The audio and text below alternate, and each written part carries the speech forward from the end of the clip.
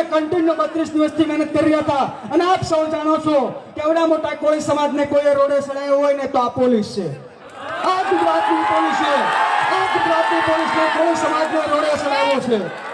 માત્ર ને માત્ર કોઈ કારણ હોય ને તો ડીવી ડાંગર પોલીસ પોલીસ સ્ટેશનના મળ્યા ડીવી ડાંગર આ કોળી સમાજને રોડે ચડાવનાર છે અને આ કોળી સમાજને કરોડો રૂપિયાનું નુકસાન કર્યું હોય ને તો આ પોલીસ છે। તમે અગાઉના કેસમાં પણ જોઈ લો કે મહિલા પોલીસને જેલ એન્ટ્રી કરાવે છે તો આ ડીવી ડાંગર ડિસમિસ કેમ નહીં? ડીવી ડાંગર કોના ઈશારે કામ કરું છું?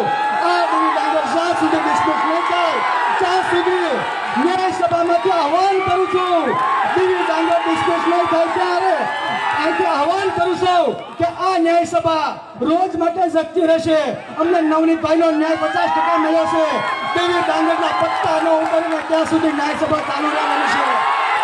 અને આપ સૌને પણ વિનંતી કરું છું।